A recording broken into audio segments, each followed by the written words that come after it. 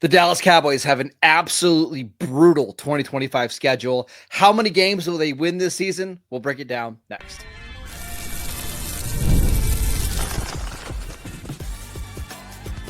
You are Locked On Cowboys, your daily Dallas Cowboys podcast. Part of the Locked On Podcast Network, your team every day. Welcome back to the Locked On Cowboys podcast, part of the Locked On Podcast Network, your team every day. We'd like to thank you for making us your first listen of the day. I am your host, Marcus Mosher. You can follow me on Twitter at Marcus_Mosher. Joining me today, as always, is Landon McCool. You can follow him on Twitter at McCoolBCB. Landon, we got the Cowboys 2025 schedule. We already knew the opponents, and we knew that this was going to be a hard year because they are playing the NFC North and the AFC West, two of the best divisions in football. But you saw the schedule. What do you think? It's tough, man. There are definitely a couple different stretches in here that are going to be really brutal. I think the consolation prize is obviously the rest of the NFC East is going through something similar too, if not worse in some cases. But it's certainly it's so funny because we'll do it. We're going to do this exercise here in a little bit. We always get the schedule and we always do this stupid exercise of picking wins and losses in May. But I mean, it is what we do, and it shows you kind of it shows you kind of how silly it is when you look at the schedule and say, oh my gosh, it's so hard, and then you count up your wins and losses, and then you're like, well, man, that's not right. I got to do that again because I feel like I put in too many wins there. So we're gonna do it either way because it's a fun exercise, but it's also really hard to predict what things are going to look like this far away from a football season. We're going to talk about the Cowboys' toughest stretch of their schedule, our favorite games, and we'll give our win-loss predictions at the end. But one of the things I've kind of just changed my mindset as a fan is I used to look at the schedule and hope that they would have a really easy schedule so they can get into the playoffs and be the 1, 2, or 3 seed, right? But I've seen this Cowboys team, at least in my lifetime, have some easy schedules, be the 1 seed, be the 2 seed, and do nothing with it. Yeah. I think they are better when they have a really tough road to get to the playoffs and they're battle tested. Maybe they're not 13-4, maybe they're 10-7, but they've played a lot of playoff contending teams and they can match that physicality. I think a tough schedule is going to be a good thing for Dallas. Yeah, I mean, honestly, I mean, think back to our conversations when we've talked about playoff seeding before and about this. Like, I've always talked about how I feel like you cannot be afraid to play the best teams. You have to be the best. You have to beat the best, and that's not just a saying. Like, it's part of like being battle tested and being battle hardened. You don't get a series with these situations. You get one game in these playoff situations. So you have to go in there and be ready to play and be ready to play early. Because if you get surprised by the level of talent that you're facing, because you've been facing softer competition, by the time you're done kind of reacting to that and adjusting, the game might be over. So yeah, I think it's super important to kind of be comfortable facing a high level of competition because that's all you're going to know when you get into the playoffs. Because frankly, nobody cares if the Cowboys win 11 games and get bounced in round 1 of the playoffs. Like, that just doesn't matter anymore to this team. It's about how do you advance in the playoffs and get to where you want to go. And I think by facing a gauntlet of tough teams, in the later part of the schedule, I think it's going to help them get there. Let's talk about that because they do have a really tough stretch starting on November 23rd, a home game against Philadelphia. Actually, let's back up a little bit. Okay. Coming out of their week 10 bye, they play Monday Night Football on the road in Las Vegas against the Raiders, who I think a lot of people anticipate that them being better. They have a short week at home against Philadelphia, and then they play 4 days later at home against the Kansas City Chiefs. 7 days later, so you don't get that break. You get that, Thursday to Thursday, you're playing at Detroit. And then 10 days later, you're going to be hosting the Minnesota Vikings on Sunday Night Football. And then it doesn't get any easier. You play the Chargers the following week at home and then at Washington in week 17.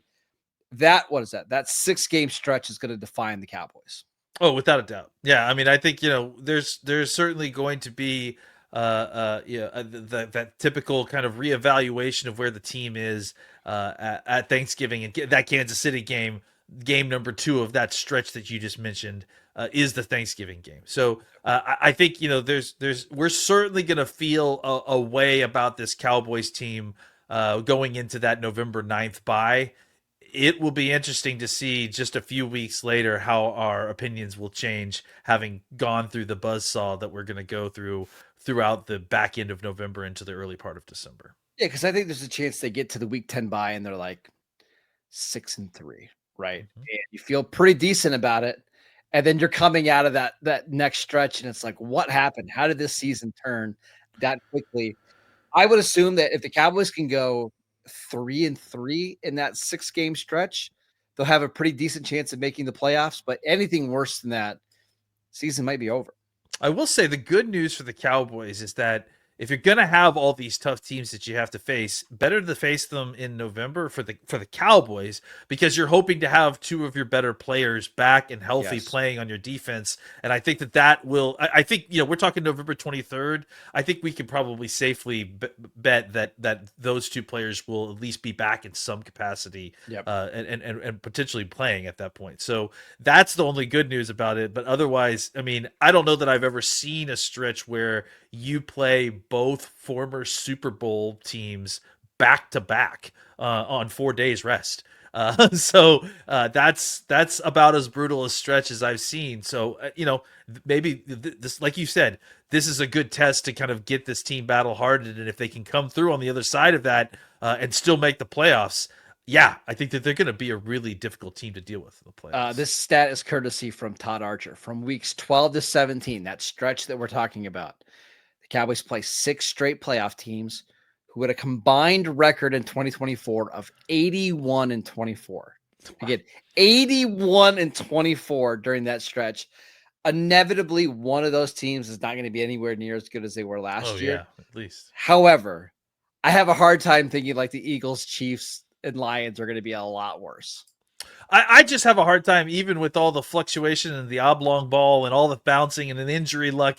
No matter that isn't just going to be a very hard stretch of football. No matter who's injured, it's just going to be physical and difficult. Last thing before we move on, they finished the season with 2 road games at Washington, at the Giants.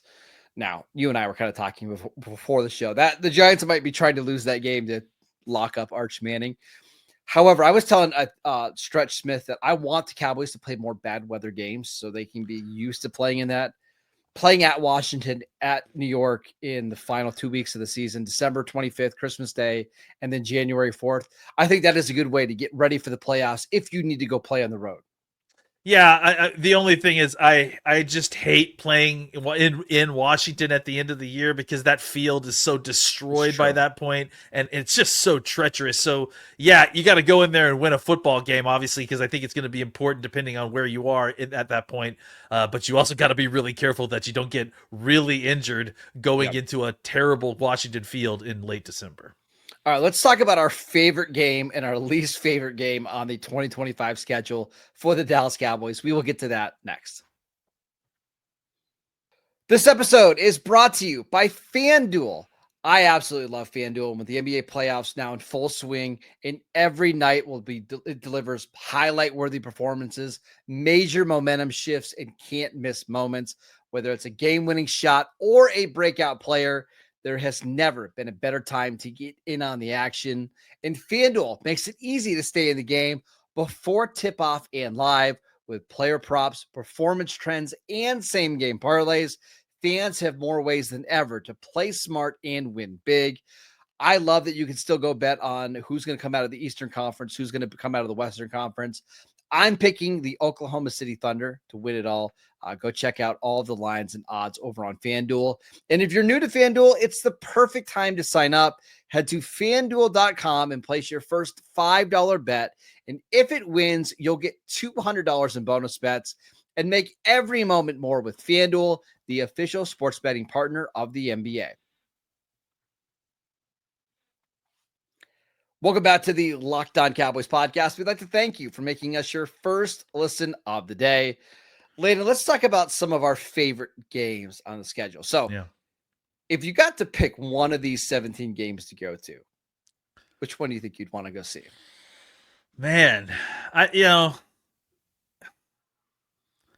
is it crazy to say the Philadelphia Eagles opener game? Yeah, well, yes, because why would you ever want to go sit with 70,000 Philadelphia fans? I think it would be an experience, just and just to kind of be there if the Cowboys were to somehow pull out that game. Great. Oh, it'd be so amazing.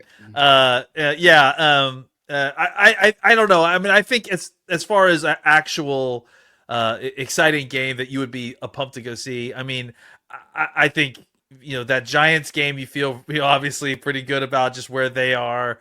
I would like to see I would like to see a good game. So I don't mind going to see one of those Washington Commanders games. I think it would be interesting to see Jaden Daniels live. I think as far as just enjoying the game and not being a nervous Cowboys fan, it would be interesting to go to Denver and see Denver play the Cowboys, even though there's because I think Denver's an interesting team. They got a great defense, a young quarterback. So those are all going to be interesting games to watch. But as somebody that, unfortunately roots for the Cowboys, or fortunately, however you want to say it, I'm going to be palm sweaty for even the best one of these football games. So yeah, I mean, I'm looking at that Packers-Cowboys game on week 4, Sunday Night Football. If the Cowboys were finally able to beat the Packers in a primetime spot, that would be incredible to be at that game. It was going to be loud. I think that would be a lot of fun. I think that atmosphere would be great. But the game is the Las Vegas Raider game on Monday Night Football. Yeah. Spend the couple days in Vegas, then go to the game. Like, that's the way to go do it. Plus, you get to go watch Ash and Genty. Pete Carroll's teams are always fun. They play hard. They got a brand new offense. You get to watch Brock Bowers. I think that would be a fun game to go see. First of all, I have to point out that, not to call you out, but you before the show were calling the Packers the least favorite game that you wanted to go see. I'm going to get there in a second. Don't worry. And I think the funny thing about that Vegas game is I think you're right, and I do think that there is a lot of entertainment value in having the Vegas Raiders there, because if you don't live in Vegas, obviously going into Vegas to watch your team play and just being in Vegas for the rest of the weekend is quite a draw. Something that I may try to tap into because it is the closest game to Los Angeles this year. So I do think that would be a really fun game, just as far as actual experience, and I can't wait to see that new stadium. I would be excited to see that new stadium. All right, what about the game that you are dreading the most? I can't get the taste of that Lions game out of my mouth from last year, and have the idea of having to go play them in Detroit is really, really brutal. I also, I'm also one of those people that's kind of soft putting the brakes on Detroit, because I do think that losing both your coordinators, especially Ben Johnson, is going to have a pretty serious effect on that team. But I think it's a very talented roster. They hate us for reasons of their own making, honestly. And the Lions fans are just making up a reason to hate the Cowboys. It's whatever. Yeah, but so I just think that I think that's the one where I'm just like, we got to play the Lions again. I don't love it.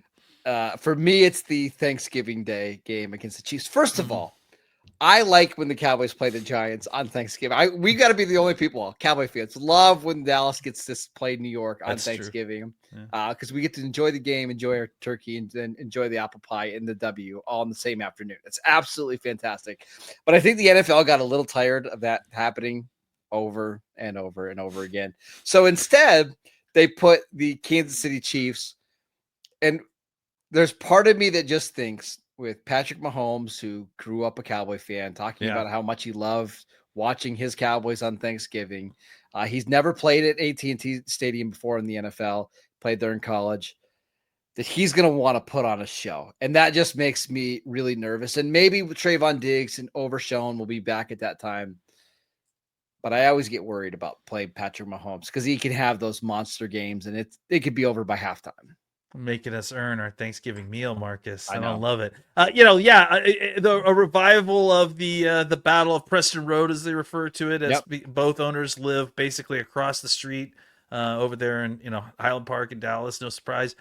So yeah, it's and a lot of history there. For those of you who don't know, Kansas City, it used to be the Dallas Texans franchise. So they were originally from Dallas, and then when the Cowboys started, they moved out to the AFC or the old AFL. So a lot of history between these two teams, and that is fitting. But you're right. I don't want to play Patrick Mahomes in late November. Certainly not in Thanksgiving.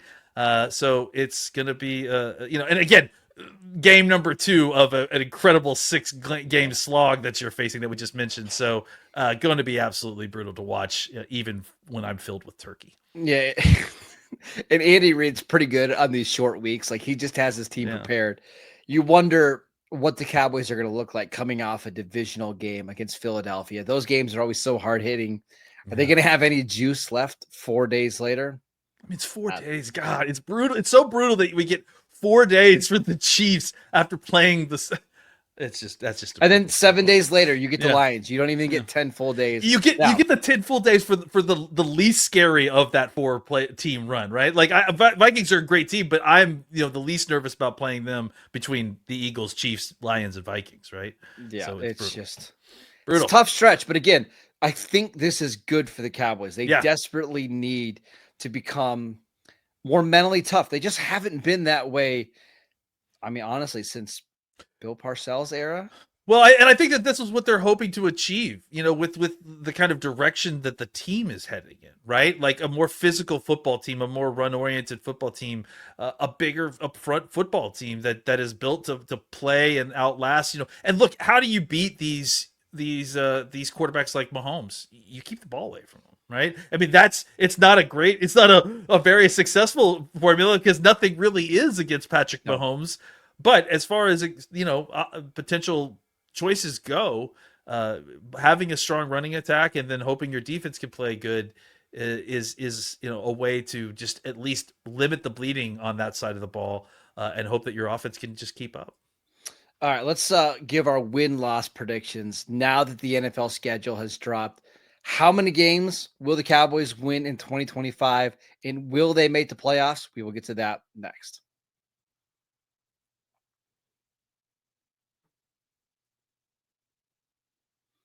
Welcome back to the Locked On Cowboys podcast. We'd like to thank you for making us your first listen of the day. For your second listen, check out the Locked On NFL Scouting Show. The NFL draft is over, but the roster moves and the news never stops. Hosts Kyle Krabs and Joe Marino will make you the most informed NFL fan this offseason.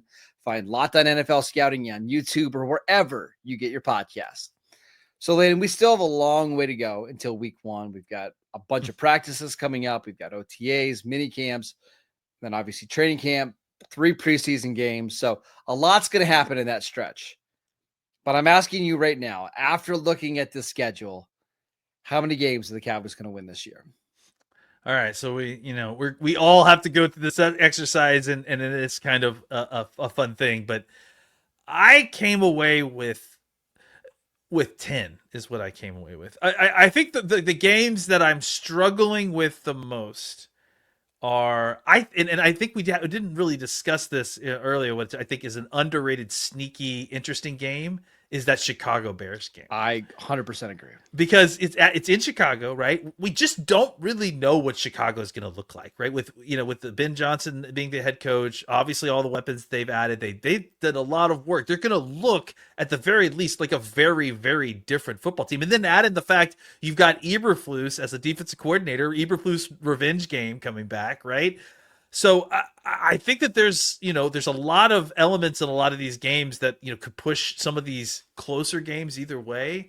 But I also think that there's some interesting things that are pushing the more difficult games the Cowboys' way as well. I think it helps the Cowboys, honestly, to play Philadelphia in the first game. Like I would choose, like, if I had to put one of those 2 games in the first week. You don't want to have to play the Super Bowl champs ever, but to play them early, I think gives you a slight advantage in the sense that they don't quite know what you're going to be doing, right? You do have a change in coaching staff. Obviously things are going to be slightly the same, but they don't have a great beat on exactly what you're going to be doing. So You hope to get the element of surprise. You hope that maybe Philadelphia is experiencing some of the early season hangover that some of these Super Bowl teams experience, and maybe you catch them on a bad day and just find a way to steal one of those games. So I just think that if they can find a way to split those Philadelphia games, I think that they probably will either split or win those Commander games, just because I think they match up against Washington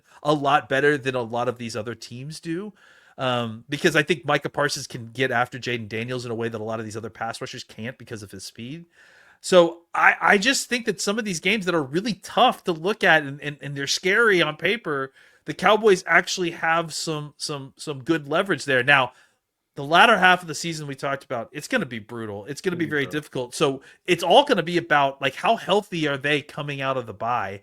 Are they able to get the reinforcements and Diggs and Overshown? How are they looking once they come back? And then, obviously how each one of those, contending teams are looking and where they are, because each one of those teams is going to be likely playing for something, unless there is a disaster, right? So, Philly, KC, Detroit, Minnesota, the Chargers, and Washington all are playoff worthy teams. So you've just got to find a way to stack wins early. And then if you can pull out, a 50-50, win percentage out of that 6-game stretch somehow, I think that they can get to 10 wins and we'll see what that means for their playoff chances. So one of the things that I always like to do, we talk about this, is kind of chunk up the season in different sections. So I'm of the Bill Parcells belief that if you can get out of the first month of the season at 2-2 or better, you're in a good spot. And again, let's go through those games. At Philadelphia, home Giants, at Bears, home Packers. So let's say you lose to the Eagles, you beat the Giants and Bears, and you lose to the Packers. Okay. However, 2-2, you're okay. It's this next stretch of games that I think honestly is going to depend. It's going to show you what the Cowboys are going to do. At Jets, at Panthers, home Commanders, at Broncos, home Cardinals, at Raiders. That's a 6-game stretch. If you go 4-2, and they probably should go 4-2, and now you're sitting at 6-4 going into that really tough stretch, what do we talk about? Go 3-3, you're 9-7 going into the final week of the season with a chance to get to double-digit wins. So to me, that's how I would like to see this play out.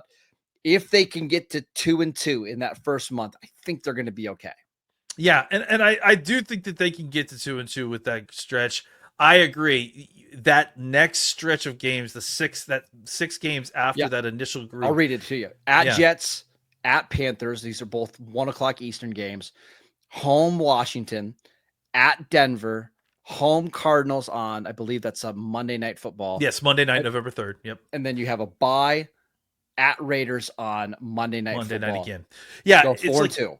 You got to go 4-2, and I think that's where it's like the Cowboys need to take care of business there. Like that's where they need to stack their wins, because you mentioned it. It's not that that's like a tough schedule. That's the easiest part of the schedule, and if anything, that's the point. Like this is the bulk of the schedule where you should be stacking wins. This younger team that you've got should be getting better and better and building to a point that, okay, we know that late November is when the gauntlet starts. We need to be building towards, and not just building, but winning while you're building to get to late November if you want to have a chance to make some noise in the playoffs. And again, I just look at those Jets-Panthers games. Those are two teams that are rebuilding with unproven quarterbacks. The Cowboys played the Panthers last year in Carolina, absolutely dominated in that game with Cooper Rush. You win that game, you upset the Commanders at home, although maybe Dallas is favored in that game. I don't know. You win those 3 games in a row, I think you'd have a lot of confidence, having 5-6 wins at that point. They have to take care of business. They cannot afford to slip up and say, oh, we just had a bad day against the Jets, because I think that's probably going to be the difference in them making the playoffs or not this year. Yeah, and honestly, like trying to make that up or steal a game in Denver is not easy. Denver is going to be a very good football team. Playing in Denver is very difficult. So, it's in that stretch, you got to beat the teams that you're supposed to beat. And I think that's been an issue for this Cowboys team as well, right? Is taking care of business where they need to. And so it'll be a good litmus test to see where this team is if they can take care of business and start stacking some wins in October. We should also mention their preseason schedule. We didn't mention that. Hmm. They start the year at the Rams. Hey, maybe you can go to a preseason game, Lena. Hey, absolutely. The day after home, my wife's birthday, so we'll see about that. Home Ravens, who have like never lost a preseason game in their history of the franchise, and at Falcons. Do you think we see Dak Prescott at all in the preseason this year? That's an interesting question, because I do wonder if the fact that you are, changing offensive structure means that you might. I would say no. If I had to put money down, I would say no, probably not. But he also hasn't played in a long time. That's fair, and I think there's something to that, and I think there's something to the idea that this is a new offensive coordinator. So I would say if this was just another year of Mike McCarthy, absolutely not. He's not playing. But since the extenuating circumstances are what they are, with his him coming off an injury, dealing with all the changes at the offensive play calling structure, I wouldn't be shocked if he got out there for a series or two just to kind of get into the rhythm of getting in and out of the huddle, calling the plays, getting the calls called in from a new play caller. I mean, we don't even know what the play calling structure is going to look like yet. So, but all that will get decided, and then I think they'll make a decision on whether he needs to be out there and whether that's worth the risk. Honestly, that game against the Rams might not be a bad one, because the Rams don't play any starters. Mm-hmm. So you're playing like second and third string guys. Like, it might not be the worst idea to put him on the field for a drive or two, just so he can test out the hamstring with his uniform on and then move on. So we'll see. Go ahead. Last time Dak played a preseason game in Los Angeles against the Rams, it turned out pretty good from what I remember. So I know I watched it in the Caribbean. It was very nice. All right. That is it for today's show. We'd like to thank you for making Locked On Cowboys your first listen every single day. Make sure you check out the channel on YouTube. Download the podcast wherever you get your podcasts. We are free and available on all platforms. Follow Landon on Twitter at McCoolBCB. I'm at Marcus_Mosher, and we will see you right back here on Friday.